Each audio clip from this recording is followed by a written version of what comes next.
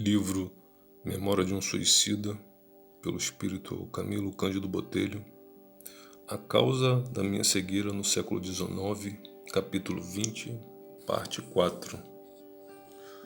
Fiz que lhe arrancasse as unhas e os dentes, que lhe fraturassem os dedos e deslocassem os pulsos, que lhe queimassem a sola dos pés até chagá-las, mas lentamente, pacientemente, com lâminas aquecidas sobre brasas, que lhe açoitassem as carnes, retalhando-as, e tudo a pretexto de salvá-lo do inferno, por haver anatematizado, obrigando-o a confissões de supostas conspirações contra a Igreja, sob cujo nome me acobertei para a prática de vilezas.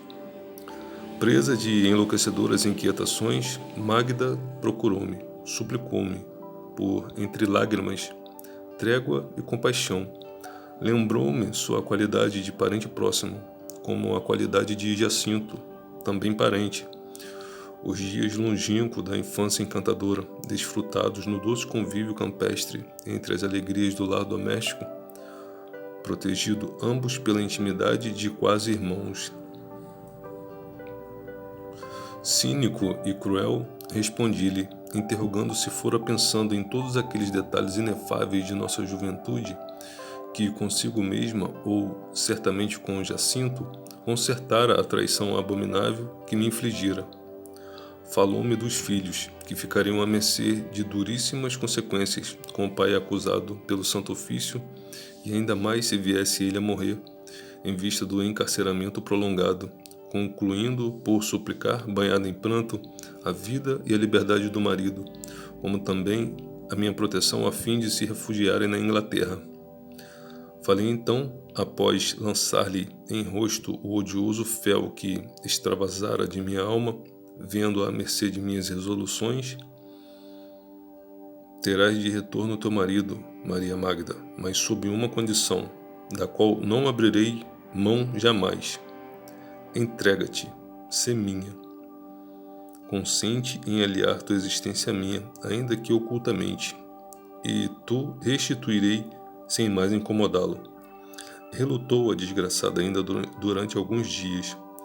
Todos os arrazoados que uma dama virtuosa, fiel à consciência e aos deveres que lhe são próprios, poderia conceber a fim de eximir-se à prevaricação, minha antiga noiva apresentou a minha sanha de conquistador desalmado e inescrupuloso, por entre lágrimas e súplicas no intuito de demover-me da resolução indigna. Mas eu me fizera irredutível e bárbaro, tal como ela própria, quando outrora lhe suplicara, desesperado, ao me reconhecer abandonado, que se me amerceasse de mim, não atraiçoando meu amor em benefício de Jacinto. Aquela mulher que eu tanto amara, que teria feito de mim um esposo escravo e humilde, tornara-me feroz com perjúrio em favor de outro.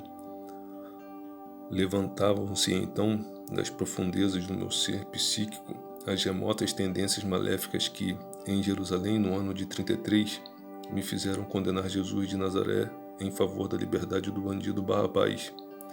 Aliás, existia muito de capricho e vaidade nas atitudes que me levavam a desejar a ruína de Magda.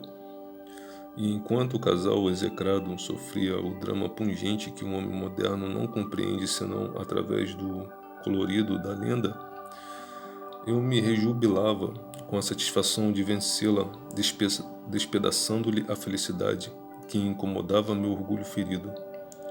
Quando, alguns dias depois do nosso entendimento, a desventurada noiva de minha juventude, descendo a sala de torturas, contemplou o espectro a que se reduzira seu belo oficial de mosqueteiros, não mais trepidou em aceder aos meus ignóbeis caprichos. Eu a conduzira até ali propositadamente, a título de visitá-lo, observando que sua relutância ameaçava prolongar-se. Para suavizar os sofrimentos do marido, furtando-as a torturas diárias que o extenuavam, a fim de conservar aquela vida para ela preciosa sobre todos os demais bens, e a qual minha sanha assassina ameaçava exterminar, a infeliz esposa curvou-se ao algoz, imolou-se para que de seu sacrifício resultasse a libertação, a vida do pai dos seus filhos muito queridos. Não obstante, meu despeito exasperou-se com o triunfo, pois, mais do que nunca, reconheci-me execrado. Eu pretendera convencer Magda a associar-se para sempre ao meu destino, embora lhe concedesse o retorno do esposo.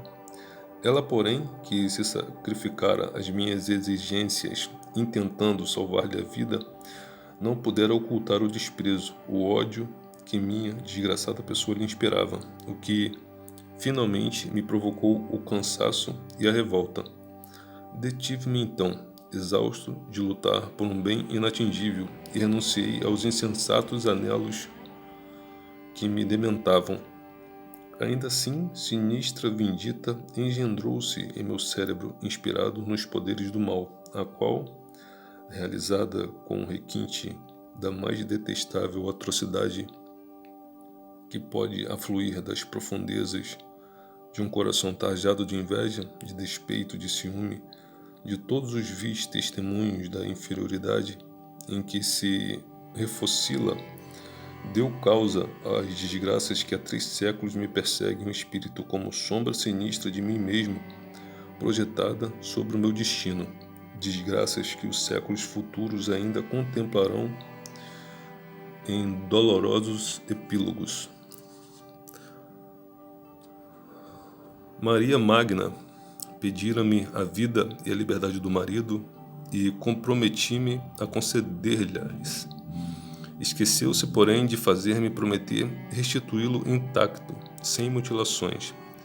Então fiz que lhe vazassem os olhos, perfurando-os com pontas de ferros incandescido, assim barbaramente desgraçando-o para sempre, lançando-o nas trevas do martírio inominável, sem me aperceber de que existia um Deus todo-poderoso a contemplar, do alto da sua justiça, o meu ato abominável,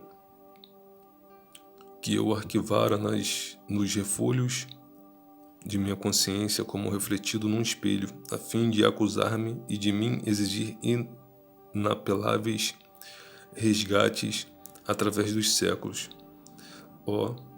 Ainda hoje, 3 séculos depois destes tristes fatos consumados, recordando tão tenebroso pretérito, fere-me cruciantemente a alma a visão da desgraçada esposa que, indo a convite meu, receber o pobre companheiro no pátio da prisão, ao constatar a extensão da minha perversidade, nada mais fez senão contemplar-me surpreendida para depois debulhar-se em pranto, prostrada de joelhos diante do esposo cego, abraçando-lhe as pernas vacilantes, beijando-lhe as mãos com indescritível ternura, recebendo o maltratado e inválido com inexcedível amor, enquanto entre risos xistosos eu chasqueava. Concedi-lhe a vida e a liberdade do homem amado, Senhora, tal como constou do nosso ajuste. Não podereis negar a minha generosidade. Para com a noiva perjura do outro tempo, pois que, podendo agora matá-lo, disponho-o nos seus braços. Mas estava escrito, ou eu assim o quisera, que Maria Magda continuaria galgando um calvário áspero e tempestuoso, irremediável para aquela desventurada existência. Jacinto de Ornelas e Ruiz, inconformado com a situação inesperada quanto deplorável, não desejando tornar-se um estorvo nefasto à vida de sua delicada companheira que passara a chefia do lar, desdobrando-se em atividades heróicas, abandonada pelos amigos que temiam as suspeitas do mesmo tribunal que julgara seu marido, esquecida até mesmo por mim, que me desinteressara de sua posse, exausto das inúteis tentativas para me tornar amado.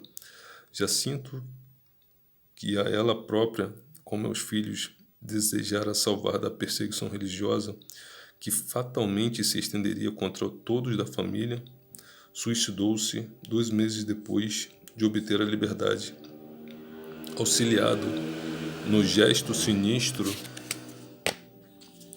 pelo próprio filho mais jovem, que na inocência dos seus 5 anos entregara ao pai o punhal por este solicitado discretamente, o qual acionou encostando à garganta, enquanto a outra extremidade era apoiada sobre os reborbos de uma mesa, pondo assim termo à existência.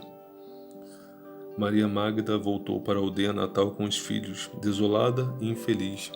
Nunca mais, até o momento em que esboço estas páginas, pude vê-la ou dela obter notícias.